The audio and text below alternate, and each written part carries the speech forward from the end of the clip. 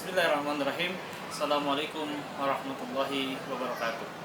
Subhanallah walhamdulillah wa la ilaha illallah wallahu akbar. Allahumma salli ala Muhammadin wa ala ahlihi wa sahbihi wa sallim. Pemirsa sahabat Habib TV yang dirahmati Allah, kembali hadir bersama kami di channel Habib TV, media yang senantiasa berusaha untuk mencerdaskan umat berbasis tauhid, mengikuti sunnah Rasul dan rangka mewujudkan rahmatan lil alamin. Pemirsa sahabat Habib TV yang dirahmati Allah, pada saat ini kita melihat bahwa di tengah-tengah masyarakat terjadi peningkatan situasi terkait dengan gangguan kesehatan mental. Artinya banyak masyarakat yang terjangkit masalah kesehatan mental atau stres, depresi dan sebagainya. Apalagi di kalangan anak-anak muda atau yang seringkali hari ini barangkali dikenal dengan generasi milenial atau Gen Z, yang seringkali diidentifikasi oleh para ahli sosiologi bahwa mereka sangat rentan dengan yang istilah kesehatan mental health. Kadang hari ini generasi milenial ataupun juga generasi Gen Z ini seringkali dihadapkan dengan situasi seperti itu. Pemirsa sahabat Habib TV yang dirahmati Allah, tentu Islam telah memberikan kepada kita sebuah solusi untuk mengatasi permasalahan mental. Dan ini adalah solusi yang telah Allah hadirkan bukan pada saat ini, untuk saat ini, tapi juga Allah telah hadirkan solusi ini kepada setiap zaman, termasuk setiap generasi dan para nabi. Allah hadirkan solusi ini, yakni sholat.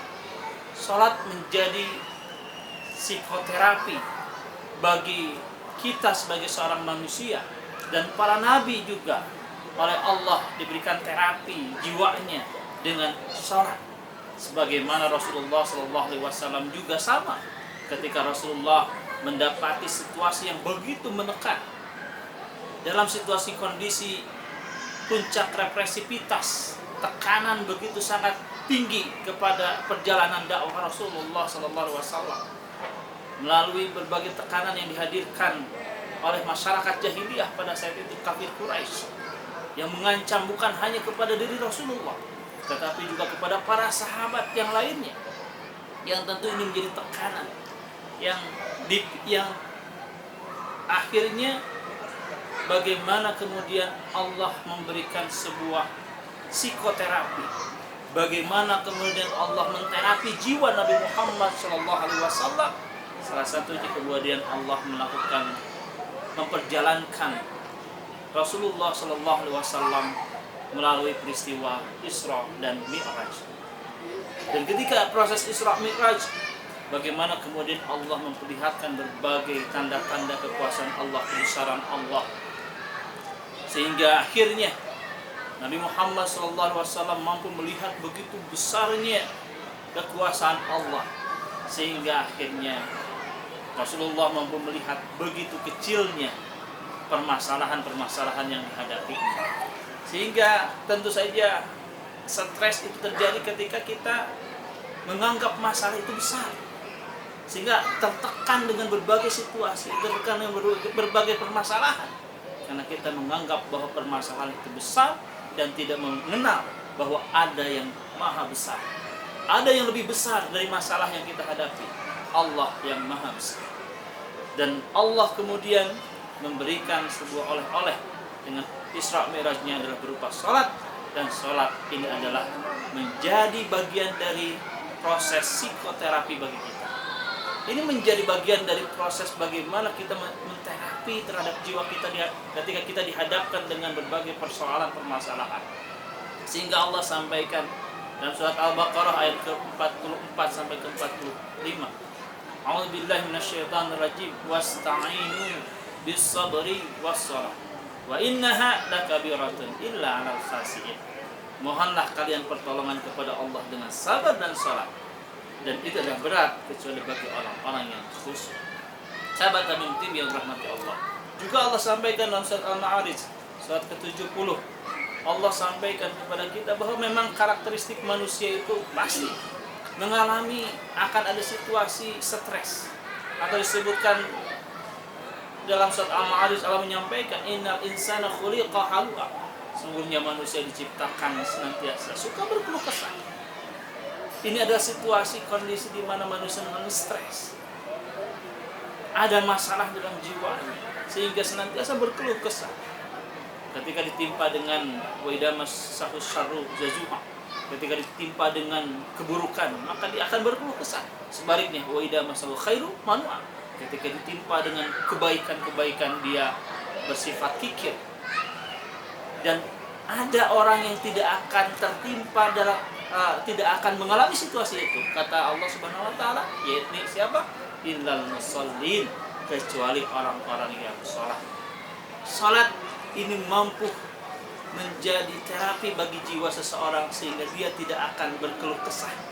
Dia tidak akan menjadi manusia yang ketika dihadapkan dengan kesulitan dia berkeluh kesah. Ketika dihadapkan dengan kenikmatan kemudian dia tidak menjadi orang-orang yang kikir. Tapi sebaliknya, dengan sholat kita akan menjadi, kalau sebagaimana Rasulullah sampaikan, kita akan menjadi pribadi-pribadi yang tak ajaib, yang oleh Rasulullah diberikan apresiasi. Ajabalul mu'minin, begitu takjub Rasulullah, begitu ajaib kata Rasulullah orang-orang yang beriman. Kenapa ajaib orang-orang yang beriman?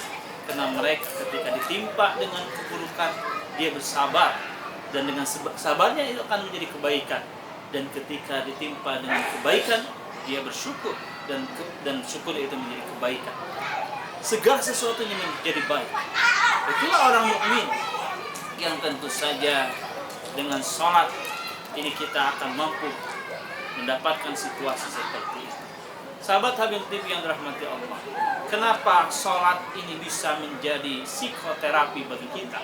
Kenapa sholat ini bisa menjadi bagian terapi jiwa bagi kita semua menghadapi berbagai situasi tekanan-tekanan yang ada, berbagai ujian yang ada? Karena hakikatnya setiap manusia pasti akan dihadapkan dengan berbagai ujian, dengan berbagai permasalahan dalam hidup dan kehidupannya. Dan sholat ini akan bisa menjadi terapi bagi jiwa kita. Karena pertama, tentu saja dengan sholat, kalau dalam sebuah buku tentang psikologi sholat, dengan sholat setidaknya memberikan sebuah efek. Pertama, ada efek relaksasi ketika sholat itu. Dan dengan relaksasi ini maka seseorang itu bisa lebih tenang. Ada juga efek meditasi dengan sholat itu. Termasuk dengan sholat itu ada efek yang disebut dengan kanalisasi. Seseorang itu ada konektivitas terhubung tentu saja dengan Allah, dengan pencipta. Kadang ketika kita mendapatkan sebuah persoalan, kita butuh ada orang ataupun kemudian kita butuh saluran bagi kita untuk menyalurkan berbagai keluh kesah permasalahan yang kita dapatkan. Ketika kita menghadapi berbagai persoalan, tentu sebagai seorang manusia, untuk terapi jiwanya itu butuh curhat, mencurahkan berbagai persoalannya. Dan Allah telah menyediakan kepada kita media untuk menjadi kanalisasi bagi kita mencurahkan berbagai persoalan, berbagai permasalahan hidup dan kehidupan kita, yakni melalui sholat. Sholat itu adalah membangun konektivitas kita dengan Allah. Sholat itu adalah interaksi kita dengan Allah. Sholat itu adalah kita ngobrol dengan Allah dan kita sampaikan berbagai keluh kesah kita kepada Allah. Kita sampaikan berbagai permasalahan kita kepada Allah yang kita yakini bahwa Allah lah yang maha besar. Sebagaimana kita mengawali sholat dengan takbiratul ihram, bahwa kita mengakui dan kita yakini bahwa hanya Allah lah yang maha besar. Sehingga bahkan dalam gerakan sholat kita membuka tangan kita, atau seolah-olah kita menyingkirkan segala sesuatu selain daripada Allah, bahwa tidak ada yang besar, tidak ada hal-hal yang lebih besar dibandingkan dengan kebesaran Allah. Termasuk tidak ada permasalahan-permasalahan yang kita anggap besar. Tidak ada, hilang semua. Kecuali Allah yang maha besar. Dan Allah pasti akan memberikan solusi atas setiap permasalahan-permasalahan yang kita hadapi. Sahabat Habib yang rahmati Allah, maka jadikan sholat sebagai wasilah bagi kita untuk memohon pertolongan kepada Allah. Jangan sampai kemudian kita salah sandaran, jangan sampai kita salah saluran. Seringkali hari ini kita menyalurkan keluh kesah kita bukan kepada Allah. Akhirnya kita menyalurkan keluh kesah kita melalui berbagai status di berbagai platform media sosial dan sebagainya, yang tentu saja apakah itu akan memberikan solusi kepada kita? Tidak, sama sekali tidak.